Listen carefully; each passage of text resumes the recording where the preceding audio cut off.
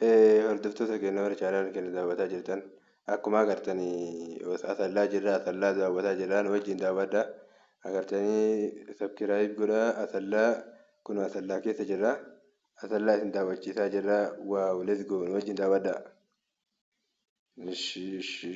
Ka oolmaa jedha ishee. Waaw magaalaa itti ol seenaa jirra. Kun baadiyyaadha. Warri asallaa jira jalatti jirra jedha komandiidhaan jira jedha warri asallaa. Warri magaalaa kana beektan sirrimatti jirra jedha daawwadha. Asallaa.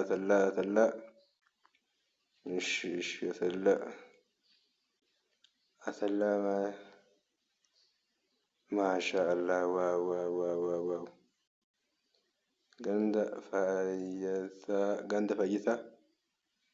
Ganda fayyisaa maal bataa warshaa wayita jira.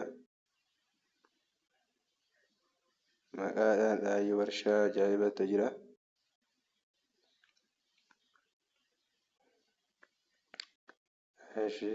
Karaa guddicha moo asallaa karaa guddicha? Karaa guddichaa itti deemaa jira.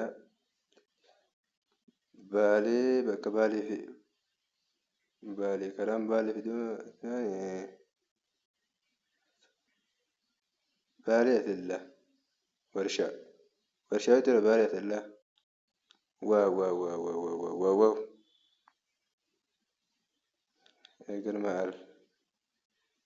Agar maal asallaa.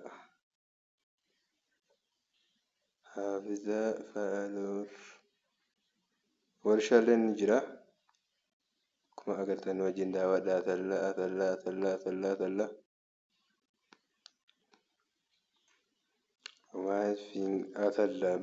Asallaa. Magaalaan bataami namatti tolti magaalaan.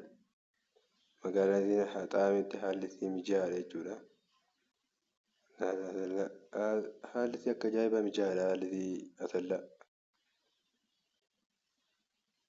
Magaalaan akkana fakkaatti. Nu wajjin hordofaa isin jenna kun magaalaa. Bataami namatti hordofaa isin jenna asallaa.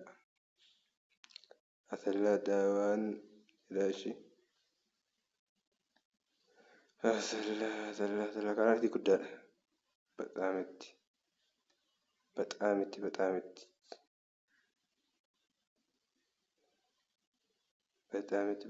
Istaadiyoomidha. Na fakkaata. Warri beekuun beeka garuu istaadiyoomii na fakkaata. Hamzaa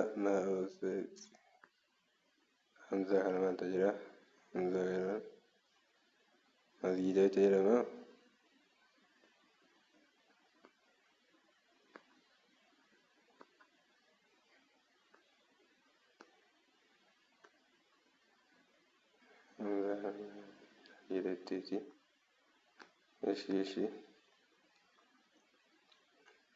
Asallaan akkana fakkaatti isin jaalala. Asallaa. Waaw. Asallaa kun magaalaan bataami namatti tolti nama jetti. Viidiyoo itti aanu naa gadhuunutti kan asirratti daawwadhaa hordofaa.